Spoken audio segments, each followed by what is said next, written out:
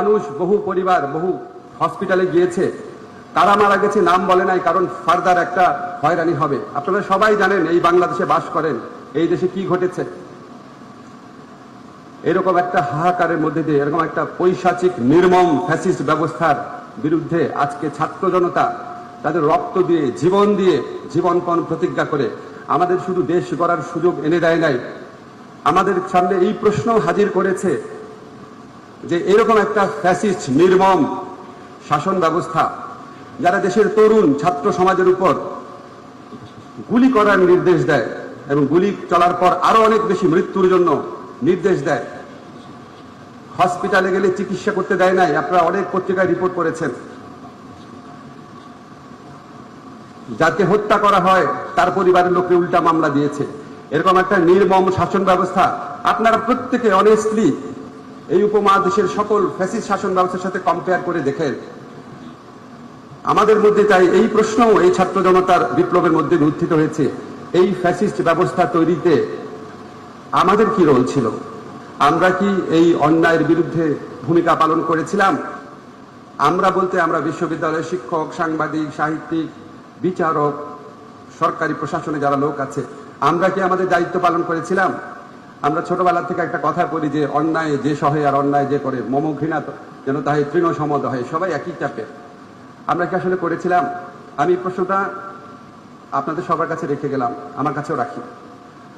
আমার খুব মনে হয়, আমি নিজে বিচার অঙ্গনের লোক এই সেন্সে যে আমার অনেক ছাত্র বিচারক, অনেক ছাত্র হাইকোর্টে বিচারক, আমার বন্ধুরা হাইকোর্টে বিচারক, আমার বড় ভাইরা হাইকোর্টে বিচারক। আজকে আপনারা যতটুকু জানেন আমার কোনো কিছু কম জানার কথা না। তো আমার কাছে বারবার মনে হয় এই প্রশ্নটা উত্থাপন করার সুযোগ আমি টেলিভিশন টক শোতে পেতাম। আল্লাহ আজকে আমাকে সুযোগ দিয়েছে প্রশ্নটা এখানে করার, যে আমরা কি আমাদের ভূমিকা পালন করতে পেরেছিলাম কিনা। এখন দুঃস্বপ্ন, হতাশা, দুঃখের দিন হয়তো শেষ হয়েছে। আমরা একটা নতুন বিগিনিং করেছি।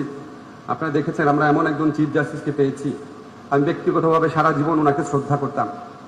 আপনারা প্রত্যেকে জানেন ওনার সাথে আগের চিফ জাস্টিসের পার্থক্য কি। এগুলি বলা হয়তো খুব অ্যাপ্রোপ্রিয়েট না, এখানে পলিটিক্যালিও কারেক্ট না, বাট আপনারা একটু চিন্তা করে দেখবেন যে উনি শুধু শিক্ষার ক্ষেত্রে না, ইন্টিগ্রিটির ক্ষেত্রে, দক্ষতার ক্ষেত্রে, যোগ্যতার ক্ষেত্রে, ন্যায় বিচারের ক্ষেত্রে ওনার অবস্থানটা কোথায়। আমি এটা কেন বললাম, বিকজ এই চিফ জাস্টিসকে নিয়োগের মধ্যে দিয়ে আপনারা আমাদের ইন্টেনশনটা বুঝতে পারবেন, আপনারা এই নতুন সরকারের ইন্টেনশনটা বুঝতে পারবেন যে আমরা মেধাকে মূল্যায়ন করি, সততাকে মূল্যায়ন করি, যোগ্যতাকে মূল্যায়ন করি। এই chief justice doctor Syed Refat আহমেদের নিয়োগ এটার একটা সিগনেচার স্টেটমেন্ট। আমরা যখন অ্যাপিলেট ডিভিশনে আমাদের সরকারের সুযোগ এসেছে, আমরা এই যোগ্যতার ভিত্তিতে নিয়োগ দেওয়ার চেষ্টা করেছি আমাদের সরকারের পক্ষ থেকে। শুধু আমার মন্ত্রণালয়ের কথা বলছি না, ভবিষ্যতে নিয়োগের ক্ষেত্রে আমরা এরকম করার চেষ্টা করব। আমি মনে করি, ব্যক্তিগতভাবে আমি মনে করি, বিশ্বাস করি, আজকে আপনারা নিম্ন আদালতে যারা জাজ আছে আপনি দেখবেন তাদের একটা থরো কম্পিটিটিভ এক্সামের মধ্যে দিয়ে যেতে হয়। আমি উচ্চ আদালতের উপর রিসার্চ করেছি, ইউএনডিপির প্রজেক্টে কাজ করেছি। আমি উচ্চ আদালতের ক্ষেত্রে এরকম নিয়োগ পদ্ধতি দরকার আছে কিনা এগুলি বিষয়ে অনেক চিন্তা ভাবনার খোরাক আছে। আমার উচ্চ আদালত, আমার নিম্ন আদালত, যেই উচ্চ আদালত যে নিম্ন আদালতকে কন্ট্রোল করবে, অভিভাবকত্ব করবে, সেই উচ্চ আদালত আরো বেশি যোগ্য, আরো বেশি সৎ, আরো বেশি ডেডিকেটেড বিচারকের প্রয়োজন আছে। আমি বলছি না সেখানে সেরকম বিচারকরা অনেকেই আছেন, অনেকেই আছেন। আমি প্রধান বিচারপতির কথা বললাম, আমাদের এখানে অনেকে আছেন, আমাদের ঢাকা ইউনিভার্সিটি ল ডিপার্টমেন্টের বেস্ট স্টুডেন্টদের মধ্যেও কেউ কেউ আছেন এখানে বিচারক হয়েছেন। সবার ক্ষেত্রে এরকম হয় নাই। আমরা চেষ্টা করব বাংলাদেশের উচ্চ আদালতে নিয়োগ সহ সকল ক্ষেত্রে সংস্কার আনার। তার আগে আমি কয়েকটা কথা বলি। আমি একটা জিনিস লক্ষ্য করেছি, এখানে যারা নিম্ন আদালতে আছে আপনারা কিছু মনে করবেন, আপনাদের মধ্যে 30-40% আমার স্টুডেন্ট। যখন সুযোগ সুবিধার কথা হয়েছে সবাই খুব হাততালি দিয়েছেন, সংস্কারের কথা সময় কিন্তু হাততালি অতটা শোনা যায় নাই। দুটাই আমাদের দেখতে হবে। এখন সবাই হাততালি দিচ্ছে, আর কি দেন? আচ্ছা, আমি প্রথমে বলি বিচারকের ভূমিকার কথা। দেখেন, আমার নিজের একটা জিনিস মনে হয়, আমি একটু ইনফর্মাল মানুষ। আমরা যারা ধর্মে বিশ্বাস করি, পরকালে বিশ্বাস করি, আমরা সবসময় জানি যে আমাদের একদিন বিচার হবে। যেই ধর্মেই থাকি আমাদের একদিন বিচার হবে, আল্লাহ, ভগবান, গড আমাদের বিচার করবেন। তা আমার কাছে মাঝে মাঝে মনে হয় যে বিচারের কাজটা যেই সৃষ্টিকর্তার, এই ইহজীবনে এই কাজটা বিচারকদের করতে হয়। আপনি কি কখনো চিন্তা করে দেখেছেন কত বড় দায়িত্ব, কত বড় মহান জিনিস আপনাদের হাতে সোপর্দ করা হয়েছে? এবং এই জন্য আমি না বিচার বিভাগের কর্মকর্তাদের সাথে অন্য কারো তুলনা করতে চাই না। আপনাদের গুরুত্ব অন্য যে কোনো সার্ভিসের মানুষের চেয়ে বেশি, কারণ অন্য যে কোনো সার্ভিসে অন্যায় অবিচার হবে, আপনারা সেই অন্যায় অবিচার প্রতিকার দেওয়ার সুযোগ পেয়েছেন, বিশেষ করে উচ্চ আদালতে। ফলে এখানে যখন অনেক কিছু ঘটতো, আমি টকশোতে অনেক কিছু বলতাম, নাগরিক হিসাবে দেখতাম, খুব কষ্ট লাগতো। প্রায় দেখতাম যে কনভেনশনাল একটা স্টেটমেন্ট থাকতো প্রধান বিচারপতির ভাষণে, বা অন্যান্য বিচারপতিরা সুযোগ পেলে বলতেন বিচার বিভাগের মর্যাদা রক্ষা করতে হবে, বিচার বিভাগের ভূমিকাকে প্রশ্নবিদ্ধ করতে হবে না, বিচার বিভাগের ইমেজকে রক্ষা করতে হবে। তখন আমার সবসময় কিছু কথা বলতে ইচ্ছা হতো, যে কথাগুলো আমি বলতামও, আজকে আপনাদের সামনে বলার সুযোগ আল্লাহ তাআলা দিয়েছে। বিচার বিভাগের মর্যাদা, ইমেজ সবচেয়ে বেশি নির্ভর করে বিচার বিভাগের কর্মকর্তাদের উপর, বিচার বিভাগের কর্মকর্তাদের উপর। বিচার বিভাগে যদি এমন কোনো বিচারক, প্রধান বিচারপতি থাকেন, যিনি একটা ছাত্র সংগঠন থেকে ফুলের শুভেচ্ছা নেন, পুলিশের একজন ধিকৃত কর্মকর্তার থেকে সোনার তরবারি নেন, যদি বিচার বিভাগে এমন কোনো প্রধান বিচারপতি থাকে যিনি আন্দোলনরত ছাত্রদের কাছে উপহাস করেন, যদি এমন কোনো বিচারপতি থাকে যিনি টকশোয়ে বক্তব্যের জন্য স্বরাষ্ট্র মন্ত্রণালয়কে নির্দেশ দেন যে কেন তার বিরুদ্ধে ব্যবস্থা নেওয়া হচ্ছে না, বিচারপতির দায়িত্ব মৌলিক অধিকার রক্ষা করা, আর উনি স্বরাষ্ট্র মন্ত্রণালয়কে নির্দেশ দেন কেন তার মৌলিক অধিকার নষ্ট করা হচ্ছে না, লঙ্ঘন করা হচ্ছে না, গ্রেফতার করা হচ্ছে না। বিচার বিভাগে যদি এমন কোনো বিচারক থাকেন যার বিরুদ্ধে দুর্নীতির অভিযোগ উঠে, এত খারাপ অভিযোগ, এত জঘন্য অভিযোগ বিচারালয়ে না, বাংলাদেশের ঘরে ঘরে পৌঁছে যায় যে এই বিচারকের এই ধরনের বদনাম আছে। বিচারপতিরা যদি তাদের কাছে বিচার চাইতে আসে মানুষ, তারা বিব্রত বোধ করেন। কেন বিব্রত বোধ করেন? আপনি বিব্রত বোধ করবেন একমাত্র আপনার ভাই বোন আসলে। আপনি তো বিচার প্রার্থী মানুষ, কোথাও বিচার না পেয়ে আপনার কাছে এসেছে, আপনি কিভাবে বিব্রত বোধ করেন? আপনারা বর্তমানে প্রধান উপদেষ্টা ডক্টর ইউনূসের মামলা আর্জি গ্রহণ করতে বিব্রত বোধ করেছিলেন। আপনাদেরকে তো কেন করেছিলেন? আপনার এটা দায়িত্ব না? আপনার এটা সাংবিধানিক দায়িত্ব না? আপনি শুনে রিজেক্ট করে দেন, শুনে রিজেক্ট করেন, সমস্যা নাই। আপনি শুনবেনই না, আপনারা এগুলো একটু বিবেচনা করেন। আপনাদের এখানে অনেক ভালো বিচারপতি আছেন, আপনাদের সুনাম কিছু বিচারপতির কারণে ক্ষুণ্ণ হয়েছে, এগুলি আর করেন না। মানুষ বোকা না, মানুষের প্রত্যেকের বিচার বুদ্ধি আছে, প্রত্যেকের ঘরে ঘরে এইসব প্রশ্ন আলোচিত হতো। আজকে আমি আপনাদের কাছে জাস্ট কনভে করলাম জিনিসগুলা। এর পাশাপাশি সশ্রদ্ধ চিত্তে স্বীকার করি, বাংলাদেশের বিচার বিভাগের হাতে বহু বড় বড় ঘটনা ঘটেছে, গণতন্ত্র ফিরে এসেছে এবং অবৈধ সংশোধনী চ্যালেঞ্জ হয়েছে। আমি ব্যক্তিগতভাবে এই উচ্চ আদালতে কয়েকবার ন্যায় বিচার পেয়েছি, অনেকে পেয়েছেন। অনেক সময় আপনারা রাজনৈতিক নিপীড়ন থেকে রক্ষা করার জন্য জামিনের ব্যবস্থা করেছেন, সব করেছেন। কিন্তু আমার একটা প্রশ্ন কি, মানে আমার ব্যক্তিগতভাবে মনে হয় আমাদের সবচেয়ে বেশি পরিশুদ্ধ, সবচেয়ে বেশি দায়িত্বশীল, সবচেয়ে বেশি অ্যাকাউন্টেবল প্রতিষ্ঠান হওয়া উচিত বিচার বিভাগে। অন্য যে যাই করুক, বিচার বিভাগ ঠিক থাকলে আপনি দেখেন ট্রাম্প তার যে নিয়োজিত উচ্চ আদালতের বিচারক, তাদের কাছে কি সব ক্ষেত্রে প্রত্যাশা মতো রায় পেয়েছেন? পান নাই। তার দলের লোককে নিয়োগ দিয়েছেন, পান নাই। যখন আপনি বিচারক হন, আপনার ভূমিকা হচ্ছে ইহকালে সৃষ্টিকর্তা পরকালে যে কাজ করে সেই কাজের কাছাকাছি একটা কিছু, সেটা বিবেচনায় রাখবেন। আর সুযোগ সুবিধার কথা বলেছেন, একটা জিনিস আমি বিশ্বাস করি, অবশ্যই সুযোগ সুবিধার প্রশ্ন আছে। ইতিমধ্যে আমি আপনাদের জানাতে চাই, 140টি নতুন ডিস্ট্রিক্ট জাজ পদ সৃষ্টি করার জন্য আমরা আইন মন্ত্রণালয় থেকে উদ্যোগ নিয়েছি। আমার ধারণা এটাতে আপনাদের পদোন্নতির যে জটিলতা আছে সেটা কিছুটা হলেও কেটে যাবে। গাড়ি নগদায়ন একটা বড় ইস্যু। ব্যক্তিগতভাবে আমার মনে হয় গাড়ি আসলে মানে এই যে পর্যায়ে এখন দেওয়া হয়, তাদের কাউকেই দেওয়া উচিত হয় নাই। কেন হয় নাই? এটা একটা গরিব দেশ। আমি এই উপদেষ্টার দায়িত্ব নেওয়ার আগ পর্যন্ত আমি রিক্সায় চড়তাম, পাবলিক ট্রান্সপোর্টে চড়তাম, সিএনজিতে চড়তাম, সত্যি চড়তাম। আমার খুব শখ ছিল উপদেষ্টা হওয়ার পরে চড়বো, কিন্তু আমাকে প্রচন্ড ভয় দেখানো হয়েছে, যেটা অসম্ভব সিকিউরিটির কারণে, অসম্ভব, কোনোভাবেই অ্যালাউ করবে না। একটা গরিব দেশের সবচেয়ে বেশি থাকবে হচ্ছে পাবলিক ট্রান্সপোর্ট। আমরা বিদেশে দেখি, এখানে অনেকে বিদেশে পড়াশোনা করেছেন, মন্ত্রীরা ট্রেনে করে অফিস করছে। তো আমাদের এখানে এটাই উচিত ছিল, কিন্তু আমরা এখানে একটা বড় বিভাজন করে রেখেছি।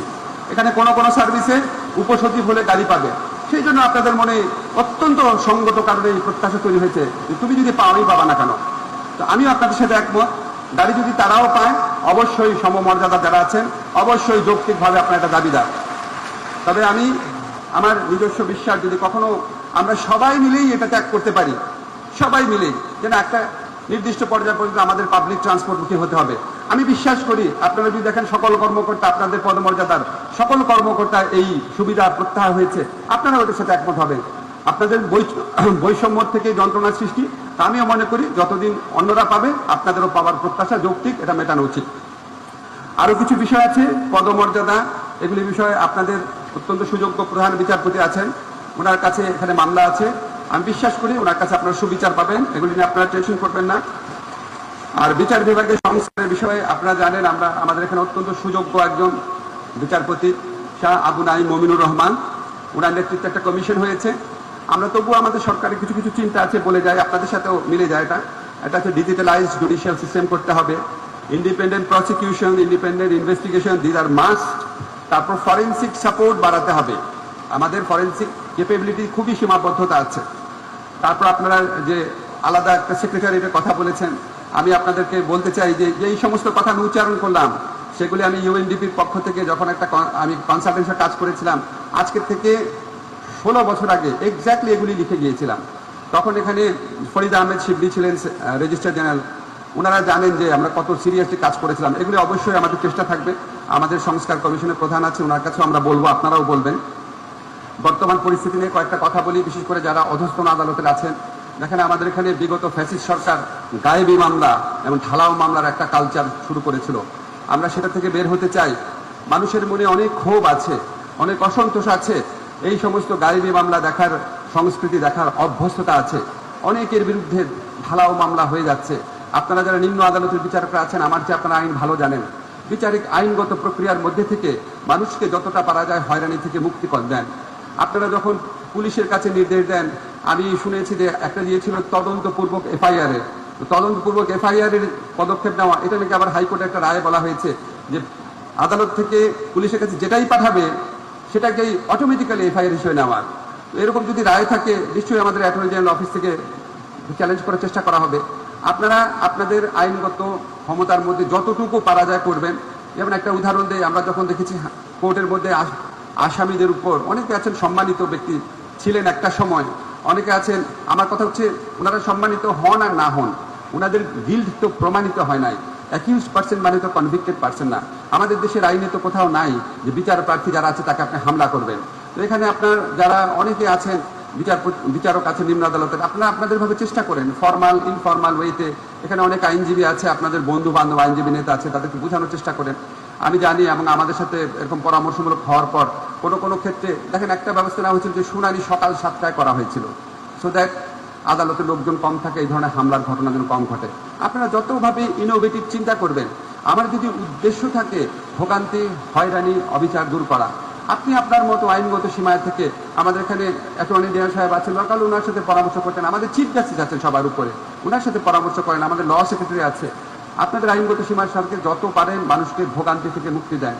আমরা প্রকৃত ন্যায় বিচার প্রতিষ্ঠা করতে চাই। আমরা ঢালাও মামলা, বিচার বিভাগকে ব্যবহার করে মানুষকে হয়রানি করা, মানুষের জীবন জীবিকাকে নিশ্চিহ্ন করা, মানুষের ক্রমাগত ক্ষত ক্রোধ ক্রন্দন সৃষ্টি করা, সেটা থেকে বের হতে চাই। আমাদের খাদিজাতুল কোবরা নামে একটা মেয়েকে হাইকোর্ট জামিন দিয়েছে, দিনের পর দিন, আমি বিশ্বাস করতে পারি না, হাইকোর্ট জামিন দিয়েছে, আপিল সেই জামিনের শুনানি মাসের পর মাস পিছিয়ে রেখেছে। একজন আইনজীবী কি একটা কথা বলেছেন, ওনার বিরুদ্ধে খুব দ্রুত আদালত অবমাননার বিচার শুরু হয়ে গেছে। আরেকজন মেয়র বলেছেন প্রধান বিচারপতি সম্পর্কে, তার শুনানি হয় নাই। মানুষ বোকা না, এত জাজ্জল্যমান মানে অবিচার কোনোদিন যেন আমাদের এই বিচার বিভাগ থেকে না হয়। মানুষের মনে প্রশ্ন আসে, তখন মানুষের বিশ্বাস চলে যায়। আপনাদের যখন আপনারা নিয়োগ পেয়েছেন, শপথ নিয়েছেন, শপথের প্রতি আপনাদের এলিজিয়েন্স রেখেন, কোনো দলের প্রতি রেখেন না। আমি আপনাদেরকে লর্ড ডেনিংসের কথা বলতে পারতাম, হবস, লক, রুশো, সামাজিক চুক্তি মতবাদের কথা বলতে পারতাম, universal declaration of human rights, অনেক কিছু আমাদের কনস্টিটিউশনে অনেক কিছু বলা যেত। আসলে কিছুই দরকার হয় না। আপনি আপনার বিবেকের সাথে কথা বলেন। আপনার প্রতি যেই আচরণ অন্যরা করলে আপনি কষ্ট পেতেন, অবিচার মনে করতেন, সেটা কারোর সাথে করেন না। এই সিম্পল জিনিসটা করলেই অনেক অনেক ন্যায় বিচার প্রতিষ্ঠা করা যায়। সবাই ভালো থাকবেন। আমাদের একটা সম্মিলিত প্রচেষ্টায় ইনশাআল্লাহ আমরা এমন একটা বিচার বিভাগ প্রতিষ্ঠা করার চেষ্টা করব ইনশাআল্লাহ, যেখানে প্রকৃত ন্যায় বিচার হয়, যেখানে এসে মানুষ স্বস্তি পায়, যেটাকে মানুষ ভরসা মনে করে। সবাই ভালো থাকবেন। ধন্যবাদ সবাইকে।